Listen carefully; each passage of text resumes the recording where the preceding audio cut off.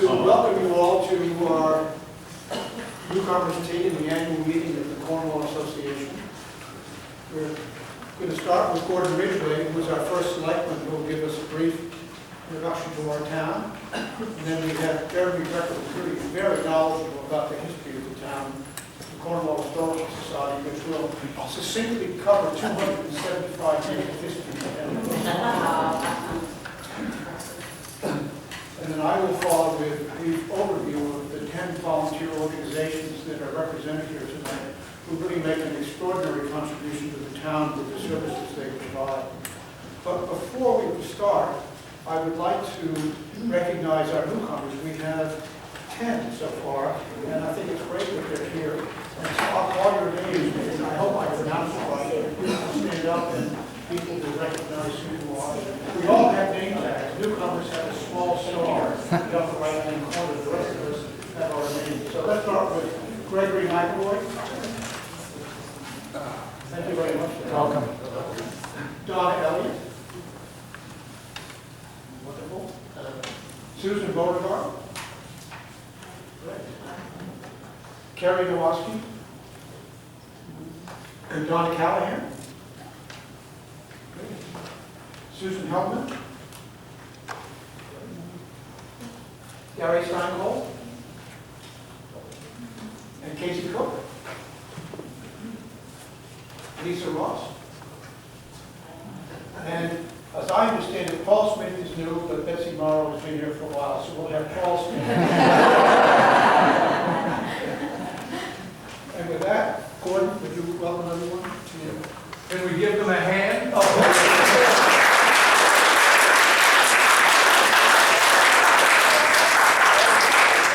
more. Oh, two more. Oh, wait, there's more. Well, one more. Oh, great. Why don't we get started? We'll welcome them and they come in and we can have them stand up and introduce themselves. Gordon, great. Yeah, thank you, Ed. And every year I've come since they started having the Newcomers tea and tried to make my little introduction a little different every year. But every year I'm sure to thank the Cornwall Association because it's really great to have this tradition continue. And I'd like to just some ways get over the newcomer thing because what's really exciting about this is to welcome new people to town.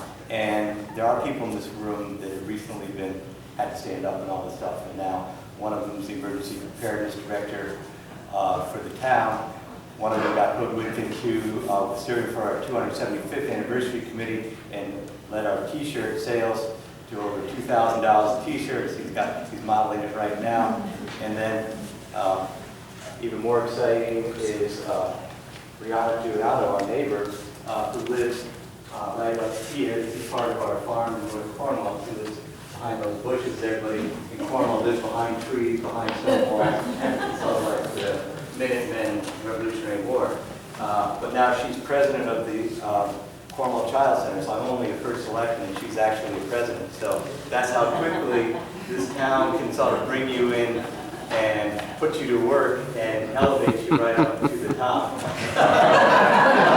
And it's great. You know, her kids help me on the farm. They're only, 2 and 4 years old. We put everybody to work, regardless of age, as long as they're willing. And certainly the town has always been refreshed and replenished by people's creativity. It runs on volunteers, sort of what makes this a special place.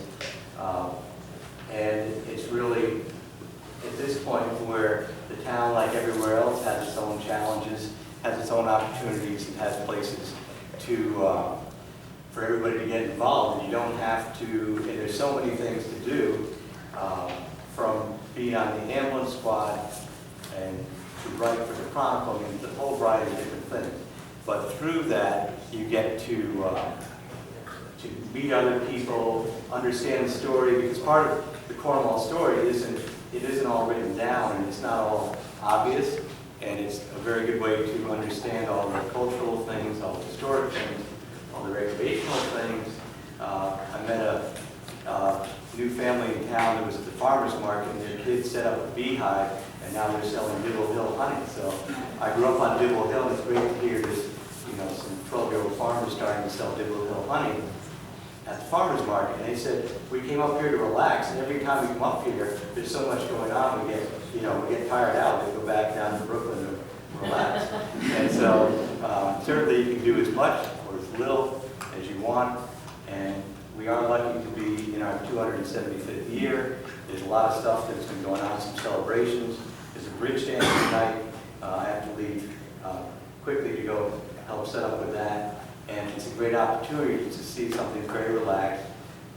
It's free. You're welcome to come down. There's a shuttle service from the Firehouse School down to West Cornwall. It's going from like 5:30 to 9:30, 8th grade having food. And it gets you into seeing, one of the great things about town is the river, the environment, just the historic setting of the village, the way a lot of these, nobody's really getting paid to do this, but everybody just likes to get together, socialize, because we feel very lucky to be here in this incredible place. And so I hope to see you all there. And again, thank you all for coming, and we need your energy. And we look forward, I personally look forward to, I'm sure the town certainly looks forward to seeing you all and getting to know you better. So thanks very much.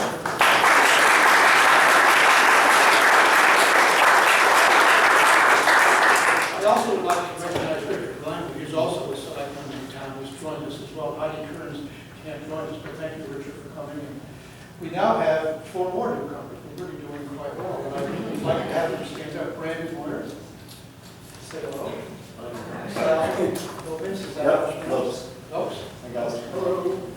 And Michael, Heidi, and Stavansky. Good. Okay. Now, for our history, Jeremy.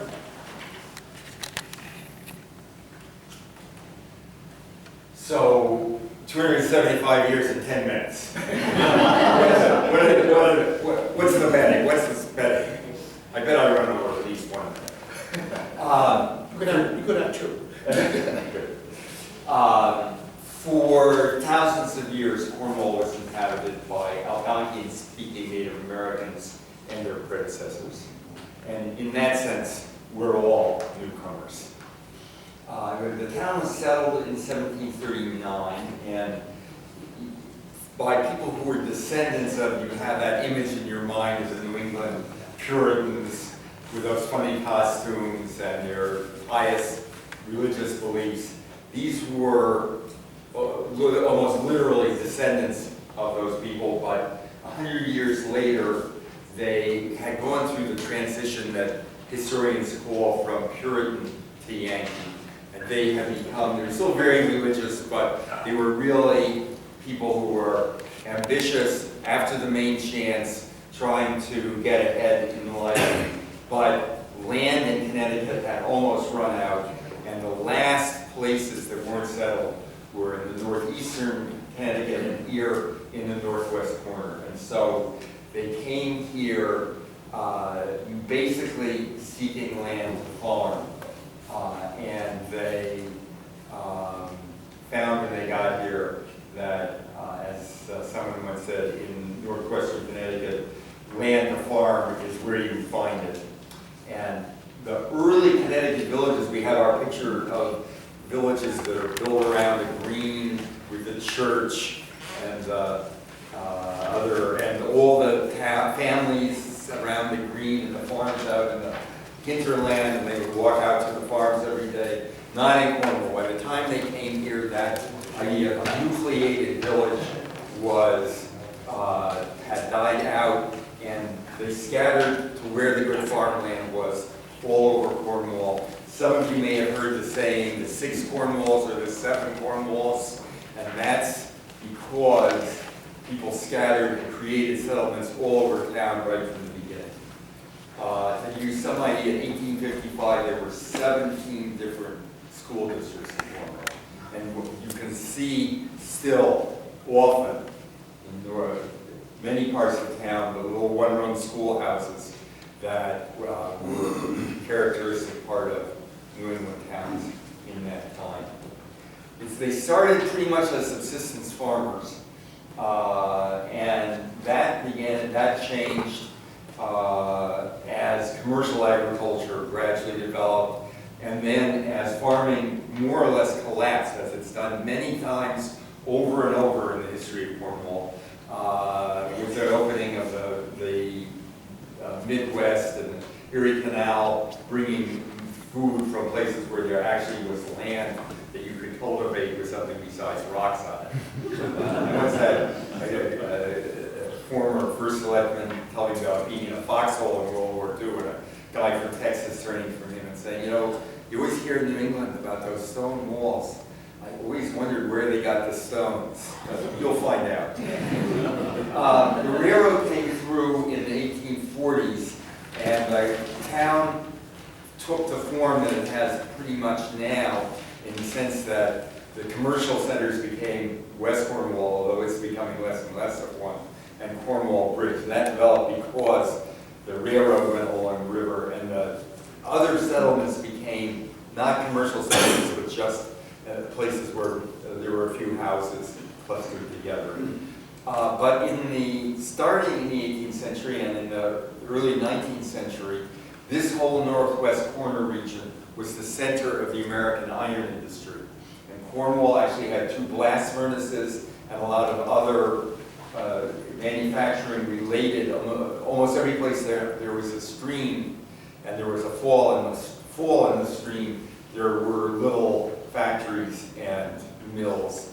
And the kids today, when I do a history tour of Cornwall, their favorite place to go is Furnace Brook, just outside Cornwall Bridge, where they can go and not only see the remains of the blast furnace, but find the slag, green glass that came out as an impurity of the iron.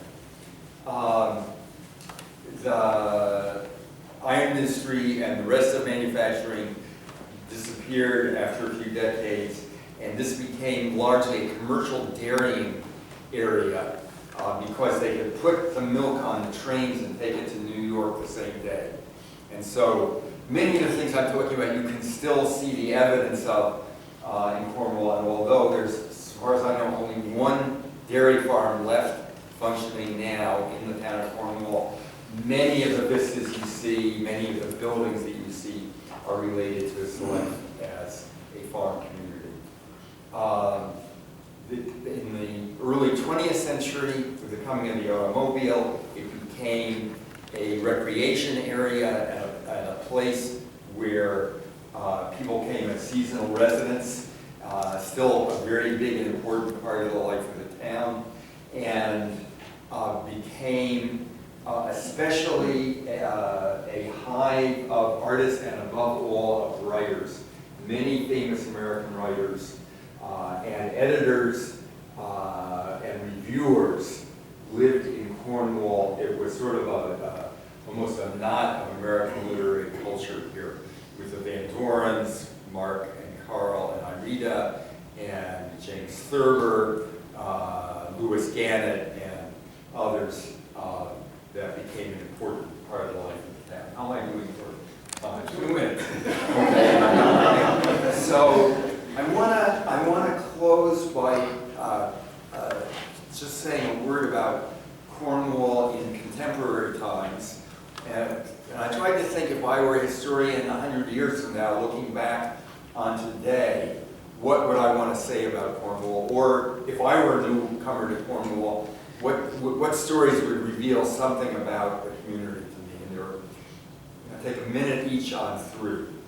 One, so you can be forewarned about what kind of place you're getting involved with. The one is that there was a period about 15 years ago where where an affordable housing law had been passed for the state of Connecticut. That these towns zoning makes big 3- and 4-acre requirements for building in most parts of the town, and so what the affordable housing law did was to allow local nonprofit housing agencies to build affordable housing on smaller pieces of land. And we had a development of an embassy in Cornwall, and it had proposals for various very small scale affordable housing programs. And this was happening all over the state of Connecticut under this law, but there was huge resistance to it. And there were, I'm not going to say riots, but rowdy meetings all over the state opposing affordable housing. And I drove down to the hearing at the Cornwall Consolidated School, and there were 100 cars that I counted outside the school, and I thought, my goodness, are we going to have this kind of opposition to affordable housing in the town of Cornwall? Well, I went in, and the housing supporters of affordable housing had a little booth where they were getting signatures on a petition, and I went over to them and said, how many signatures did you get? And he said, oh, we haven't counted. And they stopped and counted, and they had 110 signatures, which I think was more than there were people at the meeting supporting affordable housing in the town of Cornwall. If you don't want to live next to affordable housing and people who live in affordable housing, maybe this isn't the town for you. We now have one of the most highest proportion, maybe it's the highest. Do you know any towns in northwestern Connecticut proportion of affordable housing? We don't because of the parcel program not counting. But there's a lot of, it's a very active and substantial part of the life of the town. The second one was something that made the front page of the New York Times, so I guess it is historical, significant. There was a long-term Cornwall resident named John Wells. Rather, if I may say so, curmudgeonly fellow. Definitely a local character. And he became ill, I think he was in his 60s, but he had not been to the doctor for 40 years. Went to the doctor and was immediately diagnosed with advanced prostate cancer. Came back home and announced that he was going to take his own life when things got bad. Meanwhile, things were already pretty bad, and the town organized to provide continuous 24-hour-a-day care for him at home, so he could stay at home. This has happened many times in the course in the town. But John finally decided that it was time for him to end it, and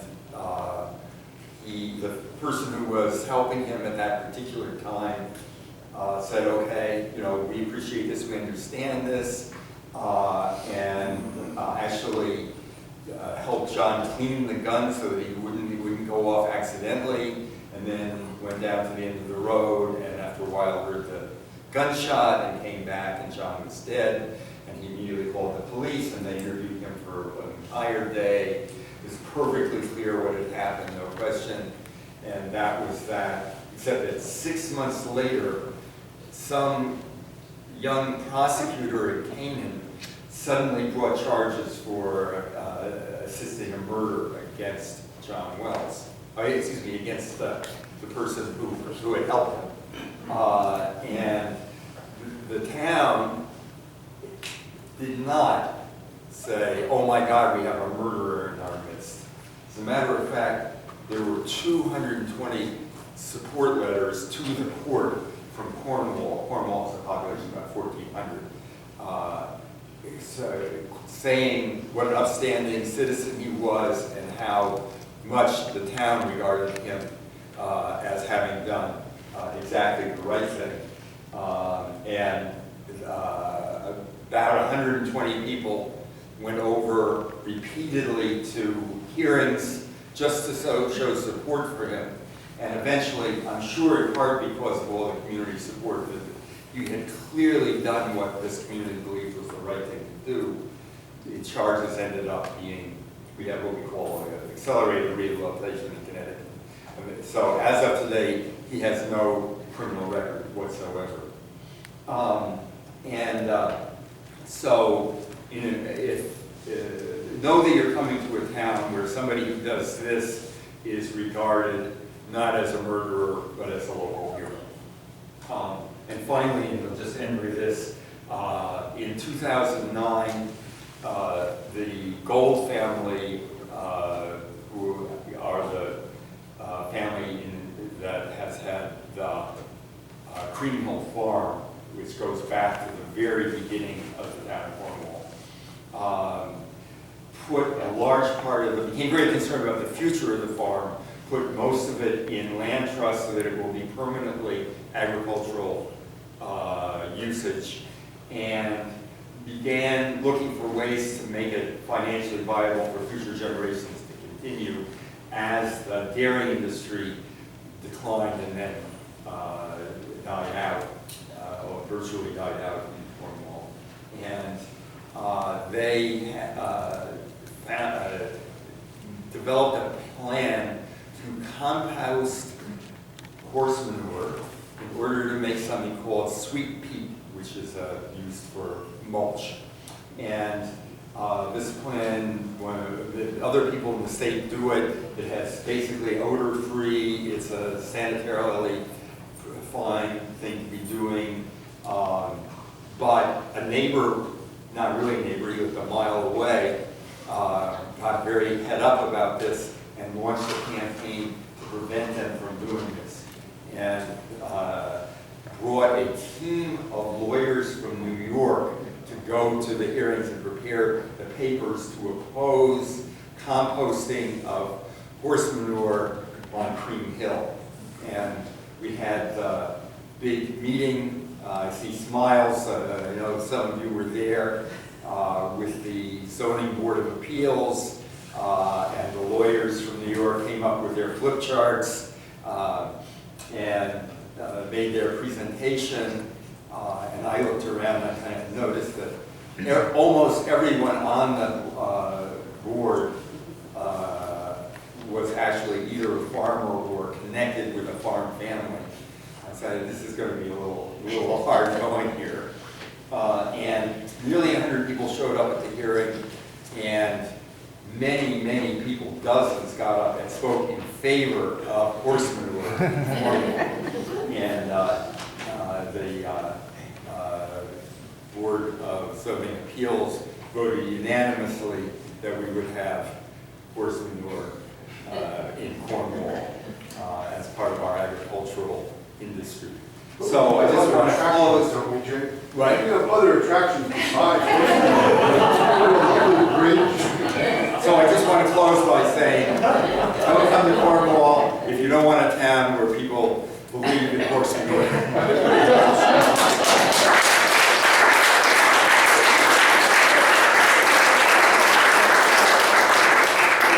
We have two more newcomers, Elizabeth and Josh Smith. If you raise your hand.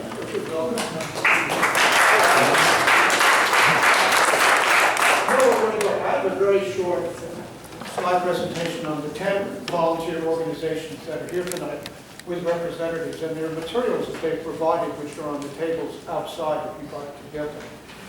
I would like to thank Kara Weigold, who really helped me prepare these slides. I'm going to go through quickly. There are copies on your seats. And the thought is that the second slide being mission, third recent events. I'm going to focus more on recent events and upcoming events and let you look at the other. Let's start, if I can remember. Cornwall Association, that's us. We sponsor this tonight. And this is what we really are doing. We're focusing more and more on having forums of interest. And probably the most interesting thing we did this year was the flag contest. And those of you who are members of the association or who join tonight will get a free small flag, which was designed. We have.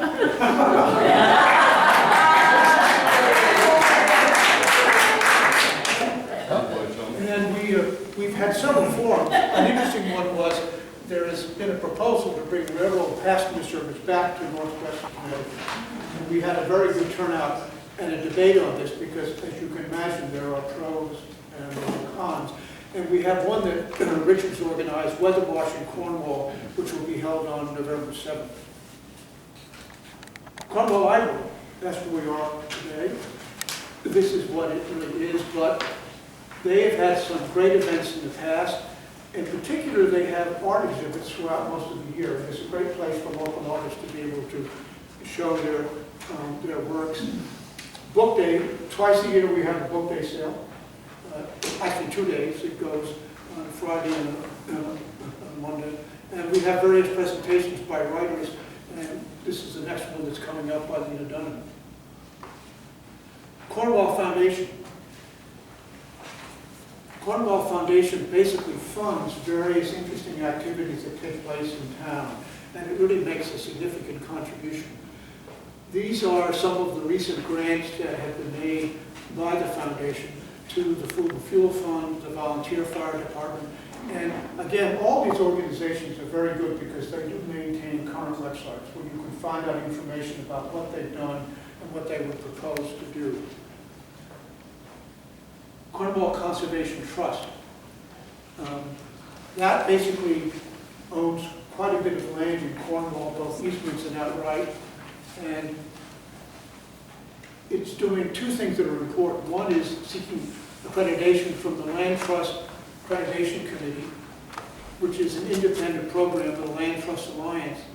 But we've now basically acquired most of the commitments we need to acquire the Trinity Forest property, which is very, very significant in town and which will be available for hiking and walking. There's a wonderful family picnic that's coming up on Saturday, October 17th at the Mohawk Ski Lodge, which I urge you to attend. There will be games for all ages, including a scavenger hunt, an old-time fiddle. I don't know who the old-time fiddler is. I don't think he or she's here tonight. And then banjo music. Cornwall Historical Society, which is really just down the road from the library. They've had some really extraordinary exhibits over the last several years. The one now is the move then and now, which Jeremy alluded to in terms of the transformation within the town through farming and what is happening today. And that is really what we're seeing. Once in the past we've had is Cornwall and the Civil War, women's rights, Cornwall's radicals, rebels, and reformers, and Out of the Woods, the story of Cornwall's forest. We really do have 2 exhibits a year, and they're very, very well done. Cornwall Chronicle, when you walked in, there were some chronicles on the desk where you got your name tag. The Chronicle comes out monthly, it's free, it's distributed, available through the post office, and it is an extraordinary development within the town because it keeps us all informed both about current events and, again, it's supported by volunteers because each month there are different people who write articles of interest that are worth doing. The Cornwall Child Center Organization, this is quite important. It's a nonprofit organization founded in 1974 to provide affordable quality care and early learning experience. It's open Monday through Friday, and it really is something that has made a real difference within the town. Cornwall Volunteer Fire Department, which is really consistent with all these organizations are all volunteer. And we do have a very good volunteer fire department. It offers both, this keeps going down, fire and emergency services, and there are always openings for those who may want to volunteer. And I would suggest you contact Fred Scoville if that were the case.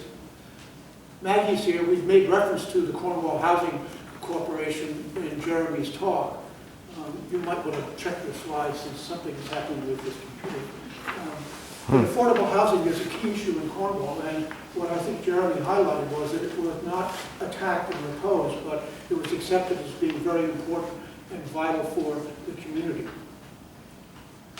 And finally, the Little Guild. Don is here, and who could resist that? Looking for cats or dogs to be adopted, please reach out. Again, there are materials that many of the organizations have provided on the tables that are outside. I'd like to thank Carol Weigold for having put together these slides and the posters we've done. I remind you that if you'd like a free flag, either you're a member of the association or you can become one. You're talking to Tony out there. Now I suggest we break for refreshments and get to know each other. And thank again to all the newcomers who have come.